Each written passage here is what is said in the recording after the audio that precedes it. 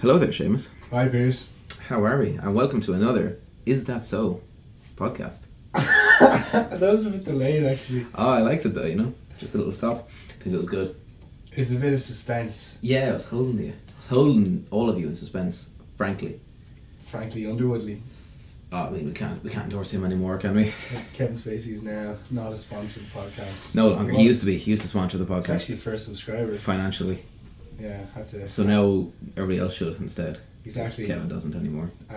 We don't have a Patreon or anything. Just send us Just loose send us checks. change in the post, please. Send us dodgy checks and maybe government bonds of whatever country you happen to live in. That'd do. Yeah, that would do. That would do. It'd probably take us over for a little while. Yeah, I'd like some Venezuelan bonds at the moment, to be honest. I wouldn't. I think it'd just be a nice thing to have. Yeah, like some sort of memorabilia. No, man, you're going to be able to sell them in a museum because Venezuela's not going to exist for much longer. That's what I was getting at, I was telling you the other day as well, I might as well say it, like, you can't actually, I don't know if anybody knows the story of Venezuela at the moment, just... It's in the bits. There's so much starvation. Like, they're sitting on a load of oil, but they're not The biggest doing oil anything reserve on with it. Earth, and they are poor still. Dude, Bruce's jobs on everybody. But yeah, they're just in crumbs at the moment, and Crumbs. yeah, they're all starving to death. Well, not all of them, but there's a huge starvation problem. But you actually can't die of starvation in Venezuela, because if you are dying of starvation and you're in hospital, they take you outside the hospital and let you die there, so that they don't register as starvation. So they can keep the statistics low. Oh no. Oh, you can't laugh at that. Oops. We're not allowed. Well, Oh, here we are. It is just... I think the reason you would laugh is because it's so absurd Yeah. that beggars belief and thus is almost morbidly comical. Can you laugh at horrific things? I think that's a good way to cope with them, to be honest, because how else are you going to do it? Just be depressed about it? You can do that. I mean, you can, but that doesn't seem like a good way to cope with it to me. But does laughing at it? It kind of seems like you're just shrouding the absurdity of the event in humour. I suppose it is a positive outlet, but is it dealing with it emotionally? Like, you might come back 20 years later and be like, oh, yeah, Oh, shit, yeah. my said relative is actually dead, and it isn't a joke. Well, I mean, but like, I think one of the reasons Irish people, weirdly, one of the things we're good at is coping with like the death of a family member or just death generally. Like, it doesn't. There's a lot of countries, England would be a good example, where it seems like a very morbid affair. Everybody's just crying. It's really depressing. Whereas if you go to an Irish wake, like, it's sad when you go into the room or whatever. But everybody's supposed to be kind of celebrating the life of the person rather than being depressed about the fact that they're dead. Yeah. Which seems to me to be a better way to cope with such things. Apparently, it actually is the wakes, how people grieve better. I would think so, big time, yeah. Even just seeing the dead person or registering the death itself in a physical form is a way to deal with it, I suppose, Yeah. Do you think then, like, say for instance, us seeing horror on TV and stuff like that, and is that desensitizing the kind of reality of death? I mean, if you're talking about desensitization, it depends on how realistic the horror is, I guess. It would also depend on how seriously you're taking it, what state of mind you're in at the time, how young you are. A lot of factors going on there. I don't know. That's a hard one, because there's been lots of studies on that kind of thing, and I've never seen any clear evidence really either way. At least I've never heard. Maybe there is, but I've never heard. I suppose it depends on whether the horror is real or fake as well, then, yeah. right? Yeah, right. So yeah, if you're watching it in a movie, you're well aware it's a movie. It can be fun then, if you're watching Predator and some guy just gets absolutely blown away by a laser or something. That's kind of absurdist as well. Exactly, like, it's, you registered and this is clearly not a real world or whatever. But what about seeing, someone shoot themselves? Oh, well, that's pretty. On YouTube. That can have several effects on the person depending on what state. What of was mind that? they're in. We saw that video a while back. What's your man's name? Dwyer, was it? It was a Bob Dwyer, Bert Dwyer, something like that. An American banker or something. I think he was like the head secretary or something in some. It wasn't in the state or it was in a state government, not the federal government. He was something to do with the finance minister is what we call it here, I guess. Bud Dwyer, that was it, Bud Dwyer. But And yeah, he held that press conference. I think it was in 1987. He held that press conference, and he just straight up, like he was in serious financial trouble. He was like, he was going to, all his family was going to lose all his money. He was going to go to prison. It was for some fraud thing or something. So he just called a press conference and just shot himself in the head in the press conference. that was gruesome. Yeah, that was rough to see. It was on live TV. What, was shot by 4 film cameras, was it? Or 5 or something? 5, and there's one of them that just focused on his face when it happened as well, so you can see the whole thing. See the hole out of his head and the blood pouring out his nose. It's a bit different from what you'd expect, isn't it? I mean, this is a very morbid topic we're on here now. It is, yeah. But it is horrible, and it begs the question, like, would you ever regret seeing something as morbid as that? You know? Would you, like, if you could go back and not watch the Bud Dwyer video where he shoots himself in the head, would you? No. I think I'd keep that memory. I think that kind of thing can be, if you're in the right state of mind when you're watching it, it can be important. And the first time I saw that, I was in the right state of mind, I think, and that's when it's going to have the impact on you. So, I think, like, you hear about, say, suicide or something like that, or just death generally you hear about it, but oftentimes, like, it doesn't really compute in your head. You just, oh yeah, suicide, somebody hangs himself, right? Or suicide, somebody shoots himself. It's a concept in your head, but I think having that visual impact of actually seeing somebody do it. I know you obviously don't want to see it in real life, but if you see a video of somebody doing it, it can really nail home how serious and final that is. Like, that man was just gone instantly. As soon as he pulled that trigger, he was done. And I think...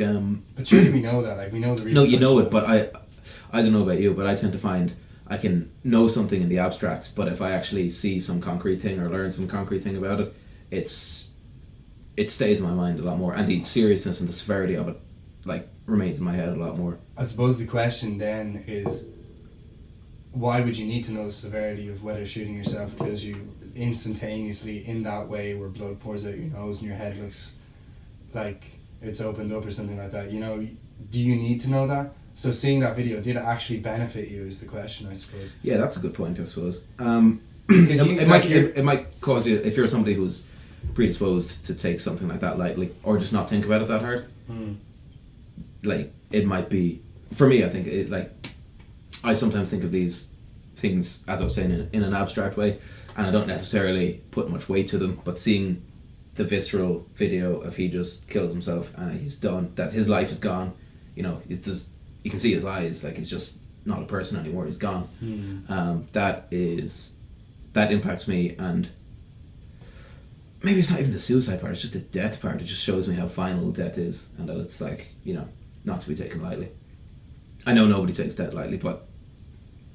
Well, I mean, we were just, like, laughing at starvation. Yeah, exactly, right, yeah, literally, right, yeah, whereas if you have something like that in the back of your mind, you can always recall it and be like, maybe, you know...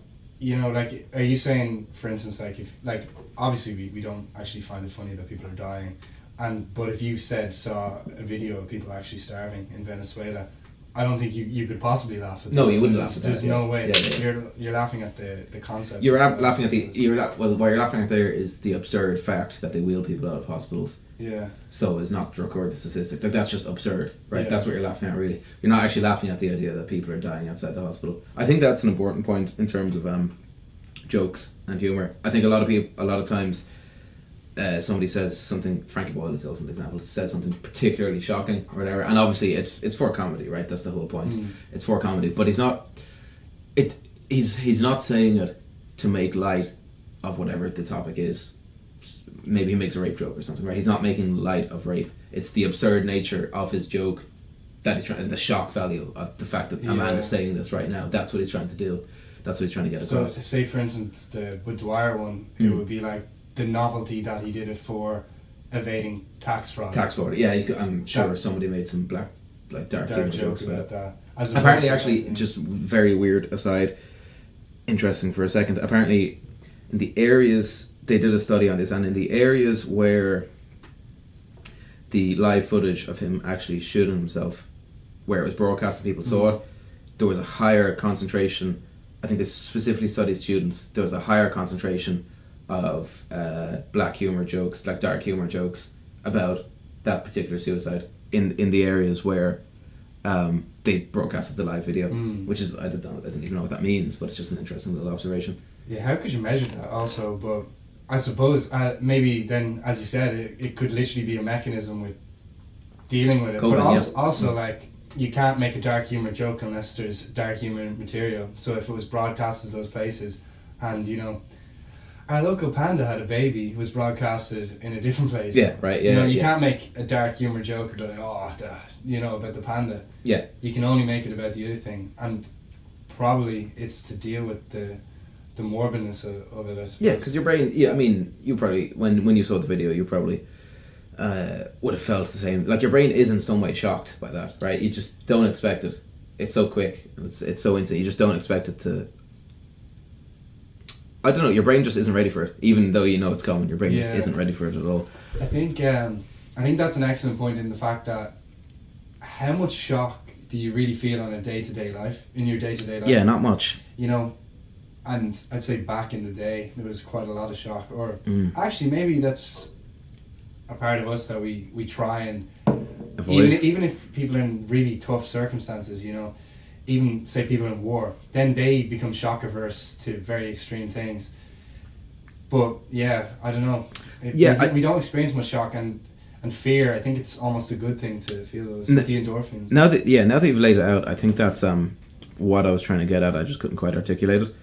It was that that shock kind of causes a reset in your perspective, and that isn't something that happens very often at all. And I think a reset in perspective is almost always good, because it makes you, even if you're subconsciously doing it, it kind of makes you reevaluate why your views are the way they are. Whereas like I think one of the only ways to get that is to just shock your brain and to be like, oh wait, maybe I don't have this all figured out. Then, kind of continuing on, say into the last point, you know, as I said, people become shock averse to things like that, like as in war zones. Do you think like it would normalize gore or horror in that way? So I don't know. People make this argument all the time about video games. Yeah. Oh, you know, the latest gore video game is like making people school shooters or something, right? Because they get desensitized to it and they just think it's a game. Do you think like maybe then that? Personally, I don't. You know, as you said, you find the severity of it severe only because you see it. With actual like terror acts, real ones anyway, I don't think, unless you're predisposed to being a psychopath, in which case you're going to do something psychopathic anyway, would you revel in that? Like most people are like find it abhorrent and just want to get away from that as quick as possible. You know, I don't know. For me, I don't think it desensitizes it. I think it sensitizes it, if anything. Yeah, I would actually agree. I think it does sensitize it because, again, it's bringing that reality home. It's like, oh, this is an actual event that occurs and can occur. Whereas if you're just thinking about it in the abstract, it just doesn't hit home in the same way. Yeah, I don't think, and again, like, you know, movies or video games, I don't think they desensitize people to it at all. Because I think when you see the real thing, it's probably very different. Like, I've never seen anything like that in my day-to-day life. You know, I don't think I've even ever seen I think the closest I've ever seen to come to seeing something particularly shocking would be like the aftermath of a car crash when the people have been removed or whatever. I've just seen the broken up cars, and even that's a little bit like jarring to see that. And it's like, oh wow, something very bad happened to somebody here a while ago.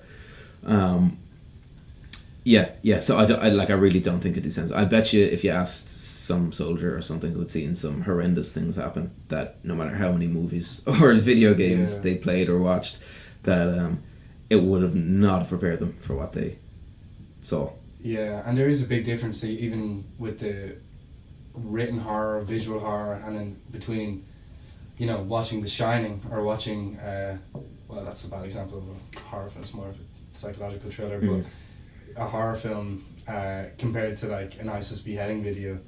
You know, there is graduations of this, but I think we seek it to get it out of our system almost in a way, rather than to, but some people really revel in it, you know, where some people can't stand a horror film. Yeah. I think that's just a factor of everybody being particularly different. Like there are, some people would find these videos and become morbidly obsessed with them and just watch loads of them just because their brain is like, that's never experienced anything like that before. They just watch more and more and more and more and more. Say, as you said, the ISIS execution videos, because it's just entirely new thing where some person would see the very start of a video, know what's going to happen, and just immediately want to avoid it. I think that's just different personalities, right? Yeah. But we like it. Like, Well, we it might not actually like it. Yeah. But it's almost like you can't not look at it. As you said, a car crash, right? People, there was a car crash on the bus the other day, or not on the bus, just we could see Beside it the on bus, window or whatever. And everybody on the bus, like, you know, wiping the windows to get the condensation away, looking out, like, trying to see it. We like it. We might not actually like what we see, but we like horror. And why do we like it? Because we do. Maybe your brain is trying to inoculate you against the shock, right? So if you think about it from an evolutionary perspective, if you get shocked, your brain gets shocked. You're not fully functioning cognitively. So maybe when it sees it in an insulated environment, like you're on a bus and you're driving by and you know you're completely safe, that nothing's going to happen to you, or your brain is like, look at this now while it's safe, so that if you ever see something bad like this and you have to act on it, you won't be as shocked. Can you see where I'm going with that? So you're saying, like, it's... Your brain is trying to get you used to that kind of situation in case it ever comes up and you actually have to deal with it in your own life. Do you think that's it, though? No, it could be part of it. I'm spitballing. There's some things where when you click on an ISIS beheading video, most of the time before you click on it, you know it's an ISIS beheading video. Yeah. And if you are... Since you're speaking as a very experienced connoisseur of these videos here. I think you're the real connoisseur. No. I don't think I've watched But no, I think everybody has been exposed to it at some stage, especially on social media. Like, but if you click onto one of these videos, you know it's going to be one of these videos, and you're most likely never going to be in that situation. And if you are, you're going to have no way of getting out of it or doing anything really. So why would you look at it? Yeah, I guess you're asking what morbid curiosity is there. That's an interesting one. I don't know, because I suppose if you look at it from an evolutionary perspective, maybe it doesn't make sense, because morbid curiosity would draw you, say, towards some corpse or something in the wild. Yeah. That could have a disease. That could just kill you immediately. You know, there could be predators circling that thing. So yeah, maybe, I don't know. And do you think it's overrepresented in the media? I like... What do you mean? As you said, like, you wouldn't see it in your daily life ever. You know, most people wouldn't see it unless they see a car crash. Maybe that's why it's overrepresented in the media, because. So again, I like going to this. In case you haven't picked up on this, I like going to this evolutionary perspective thing. I think it does explain a lot about us. So death, you would experience it a lot more in the wild. Not only humans but animals as well. You would be going hunting, obviously, killing animals for food. Maybe it's overrepresented in the media because that is a fundamental part of our biology, or how our brains function, or an experience that we are built to experience and to expect, but we just never do. It's also you'll find that anything that you don't experience in day-to-day life is what you see in the media, right? Like anything, whether scandals are very big in in media, big, love scandals, love affairs, whatever. That's because you don't see that much in day-to-day life.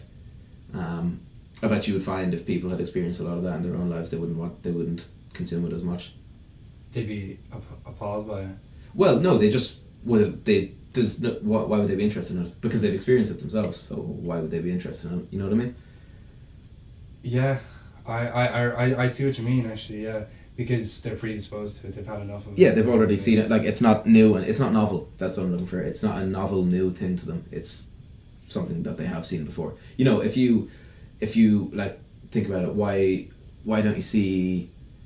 Why isn't there television programs about buttering some bread, or doing a bit of college work, doing your homework? Like even though there's television programs about school, why isn't there a program where it's just somebody doing their homework? That's because you've experienced that and it's uninteresting to you, and so why would you watch it? And the only reason it's uninteresting to you is because you've experienced it so many times.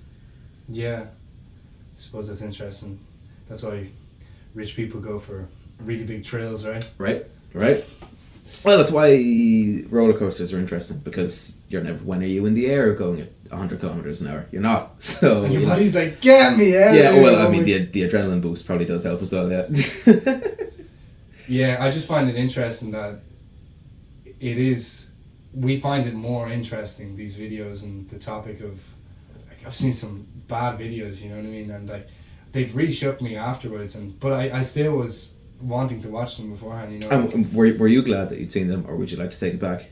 I know that's a weird and complicated question. It's a hard question because you don't really know what you're like would be like afterwards with having not done it, and you can only know yourself now from having done it. There's also certain things that you definitely wouldn't want to see as well. You know, Like, you can just think of stuff that you would never ever want to see. Whatever happen.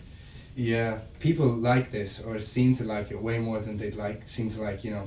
I don't watching know. I don't know if like is the correct word. I think it's maybe not. are interested in or are fascinated by. Yeah, okay, well, I think that's a better way of describing it then. More fascinated by that than something a lot more wholesome. Yeah, true, yeah. It depends on the person as well. You know, some people might just be fascinated with cute animal videos. But but they still turn their head in the car crash, probably. Oh, yeah, well, yeah. Yeah, true, yeah. But I think everybody in the bus would turn their head if there was some cute little animal running around the place either, you know? Do you think so? Yeah. If there's a little puppy outside, Actually, he's going to, like, wipe the condensation off and be like, oh, come on, look at that puppy. going back to it, the reason all the people on the bus looking at that was because that was out of the ordinary, right? It's something you don't, it was what I was saying earlier, it's something you don't see day to day, and therefore it's interesting because your brain is not used to experiencing that, whatever it is. Imagine if a llama was just walking down a common street. Everybody would turn to look at the llama. If that's not morbid curiosity, that's just, wow, there's this weird thing of this, a llama just walk, especially you would definitely, you'd go up and pet the llama. No, that thing spit, man. And it would spit all over you. You wouldn't care. That. You wouldn't care at all. I absolutely wouldn't care. Just, it looks like, grass spit all over me. Definitely wouldn't want that. But yeah, you see what I mean? It's just like, out of the ordinary. He dabbed again. Yeah, I think you're right. But horror is just a weird genre for me. It's just in terms of film? It's just a weird genre to be interested in, because I can see how everything else would benefit us, but not horror. I think one good thing about horror is that you can get, it's like roller coasters, you can get that adrenaline dump without putting yourself in an actual dangerous situation. I suppose some people might argue that's a bad thing, and like the whole point of that adrenaline dump is that you have put yourself in some dangerous situation or have found yourself there, and you're cheapening that somehow or making it less important to you. But I would argue that experience again is probably fundamental to us as humans. You're probably supposed to feel that in order for your brain to fully function psychologically, because it would be a natural thing to happen in the wild, and so getting it through a safe medium like a roller coaster or a horror film is probably, a good way to do it. But you don't learn anything from that, as you said. Yeah, that is the problem, right? You don't learn anything from it. So when the time comes where you need to do it, you're like, well, I felt this. I guess the hope would be that time would never come, right? That's the whole point of civilization. The whole point of houses. That's the entire point lights. of everything we've been doing for the last 12,000 years. Yeah, just get rid of every threat possible. Yes. Except for diabetes. And cancer. Yeah.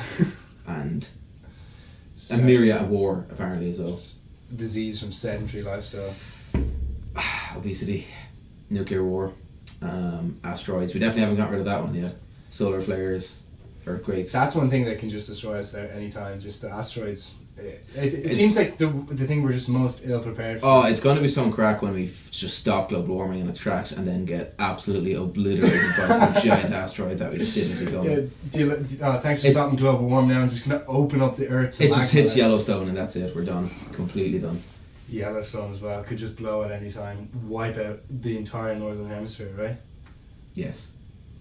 It's not ideal. That's a horror story. How there's no horror movies about that? I was talking to a geologist once and I asked him, would it be possible that if an asteroid hit hard enough that all of the volcanoes and plate boundaries would kind of crash together and go off at once? And yes was the answer. So there you go, pal. Thanks, geologist. Because it would just of unnamed description. Imagine that. Yeah. I can't imagine that. Just. I mean, go watching videos to prepare yourself for that, kiddo. Watch that film. They're very 2012. different though as well. Like making yourself scared and watching horror things are True, different. Like you can read something about global warming. Yeah, you're and right. then That is a emotions different are fear, gonna actually, isn't raise, it? and Yeah. you're going to be like, okay, well this is a call to action, or just a call of hopelessness, and then you're just like, I'm terrified that this is going to happen. But then yeah. seeing someone get beheaded is... I think that's existential fear versus physical fear. You know, in a horror film, Yeah, one's like terror, the fear I is that the ghost is going to come and rip your face off or whatever. Whereas, you know, say the Yeah, horror in so- a H.P. Lovecraft novel, who I would be a big fan of, is that you're absolutely meaningless and everything you ever do and everybody will ever do is completely totally What's the worthless. benefit of that? I mean, it's just fear. What is the benefit of that exactly? It's fear of the unknown. You don't even get an endorphin rush. Kind of shifts your perspective a bit, I guess, but it maybe not in a good way. I don't know. Fear of the unknown. I suppose, I mean, if you get that, it could be true, as opposed to being told you're the one, everything's going to happen in your life, whatever. Being told you are by yourself, you are one, not the one or whatever. You were just individual, atomized, and meaningless. Meaningless.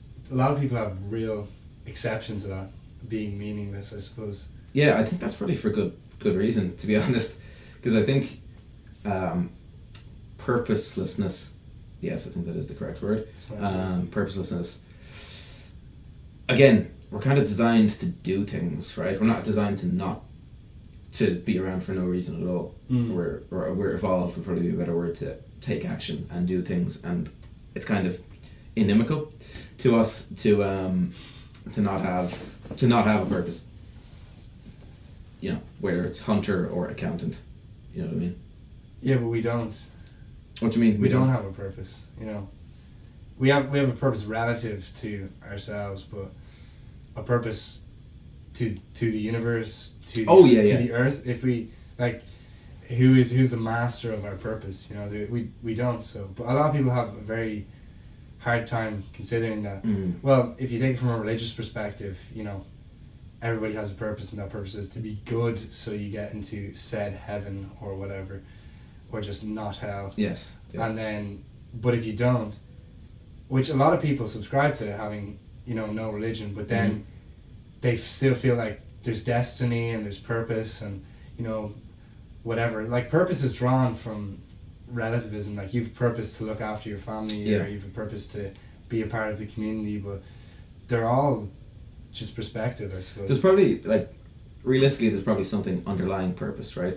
Like, there's that's almost like the byproduct of something that's going on in your subconscious that makes you want to do things or be effective or fit in, Well, I think the thing in your mind that is just giving you purpose is, if you didn't have purpose, then there'd be no you. Why would you have any motivation to do anything if you had no purpose?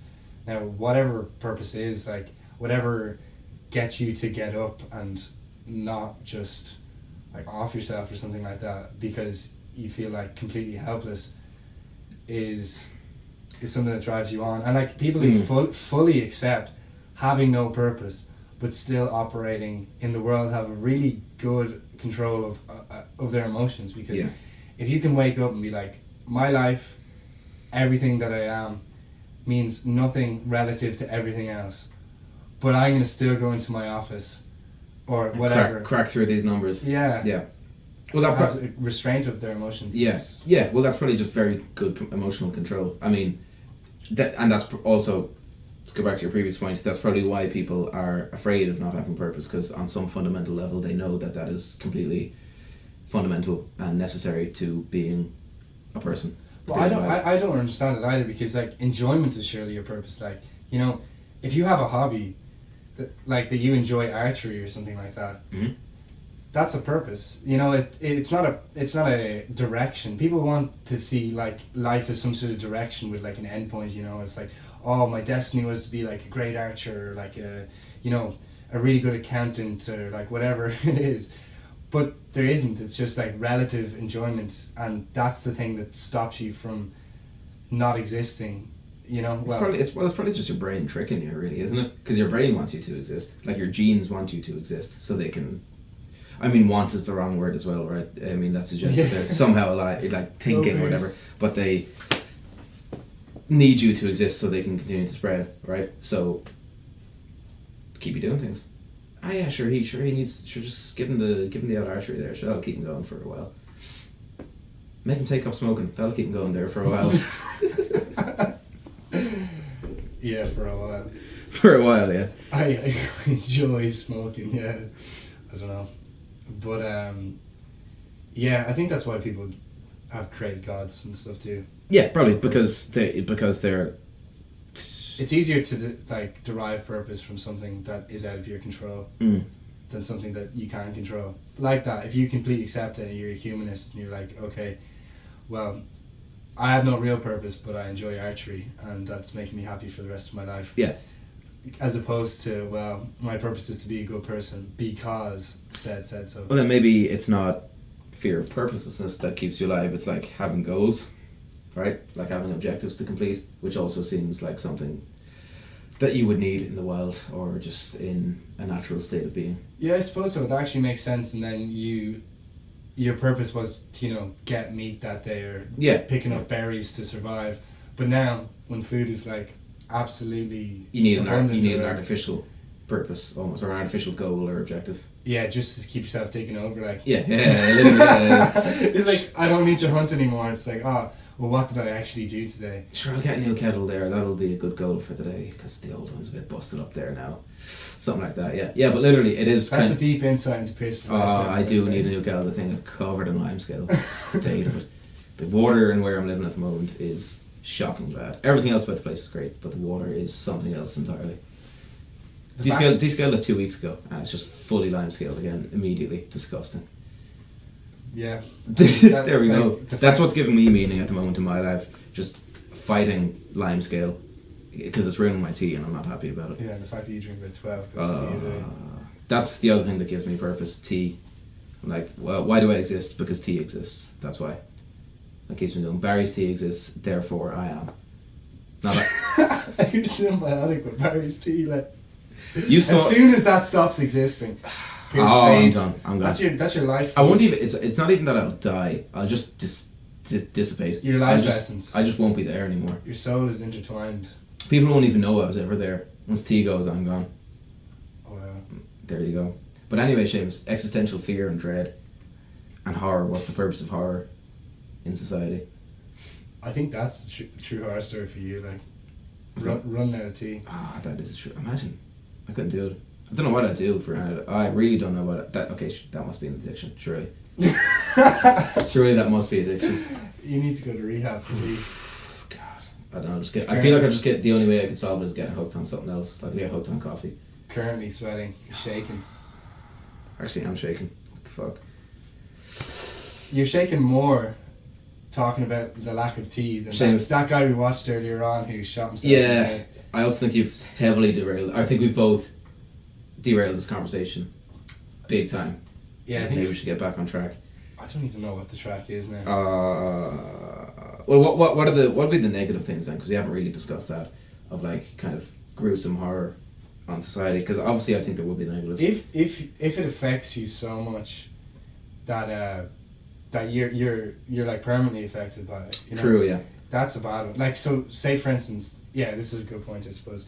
You said at the very start, it depends on where you are in your life or whatever, right? Your age is a huge factor. There's say for instance, there was that girl recently, a teenage girl who killed herself, and her dad said it was because she saw gruesome and vivid pictures of self-harm on social media, and that's what inspired her to take up harm, for want of a better word. And Instagram actually banned, it was saying now, putting conscious efforts into ban graphic content of self-harm in particular.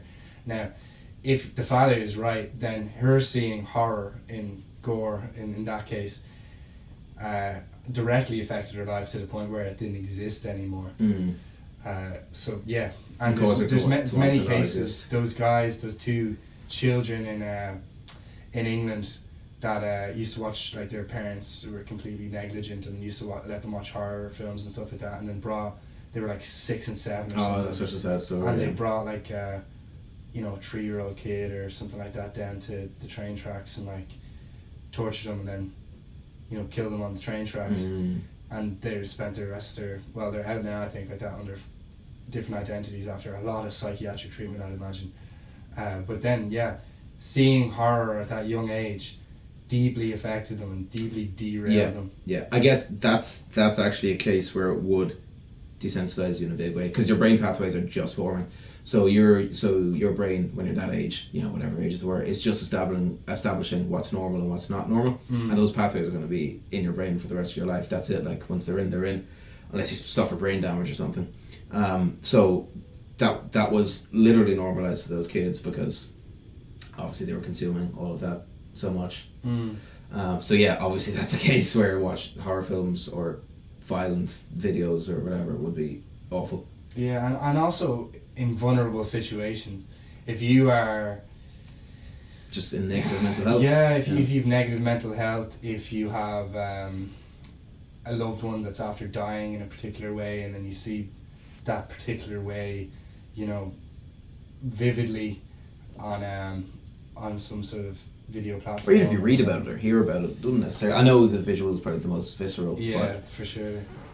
But experience is the most visceral. I mean, if you actually saw something. But see, that brings the point, especially, say for instance with the age one, the vulnerability one is harder to mediate against, but the age one, the fact that people have access to social media a lot earlier, so the fact that you and me might see something and be fine with it, but like, I mean, there's 12-year-olds, 10-year-olds on Facebook or whatever, what is that?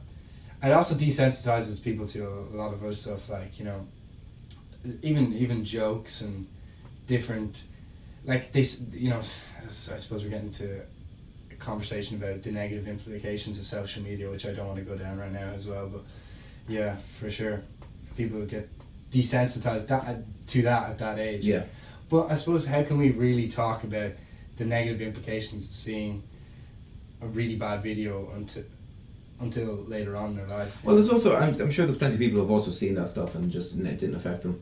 Like, I definitely saw the movie Alien when I was way too young, officially, to see it. But I don't think that's had a particularly I think that is different as well, as we discussed earlier on, like fake gore. Yeah, true. Yeah. Fake horror compared to real horror. Yeah, I suppose I was, whatever age I was at the time, I was able to differentiate fake from real at that stage anyway. I was old enough. Man, it's an alien. I don't know, man. Like, for 1978, alien. like those that shell looks like a beetle. There's some pretty good, what would you call it, effects in that film for 1978. Yeah, I had a friend who used to think that when people died in movies, like actors, they actually died. So like he recognized that it was a movie and there was actors in it and stuff like that. But he always wondered why they took the roles if they were going to actually die. Like, it just shows that you can't really conceive of it if you're too. Obviously that was quite young, but you can't conceive of what it is. Like, unless someone explicitly explains it to you, I suppose your brain works in mysterious ways. Like, that's quaint. Quaint. I don't think that's the right word. I think that is the right word. Like small. That is exactly the right word. I think, but well, to just go back to Alien for a second, to defend my point, a good example of why the horror in that film is actually quite real is because spoiler alert for Alien. So there's the scene where the alien bursts out of your man's chest, right? The first victim. Yeah. All of the actors' reactions to that are real because that was the director Ridley Scott did not tell them what was going to be happening in that scene at all. So obviously the guy who had the chest burster coming out of him knew what was going to be happening, but none of the other actors did it all. So that reaction is real, and they shit themselves. So excuse the language there. Why? But why are you excusing me? I suppose we are talking about rather morbid things, aren't we? But and you said shit. Which is terrible. Very mundane. James, I am just an awfully polite person, as you know. Yeah. But yeah, those reactions are pretty strong. So yeah, I think that'd be a rough one to see at a young age. But I persevered through it because I have an indomitable spirit. I think that's a nice place to end it as well, on Pierce's egotism. Yes. Yes, that is a good place to start and end things. And frankly. the fact that you knew what chest burster was. Oh man, I had Hardcore alien film. I'm all in on that. That is the best film series of all time. Alright. 100%. Okay. Well, the first two films are, the rest of it's kind of cat. But, right. The best duality of films ever. I don't know about that, but we'll leave it there. Right, at the end of the day, it's 9. If you're sick, you won't be well. Thanks for listening, if you did. Bye.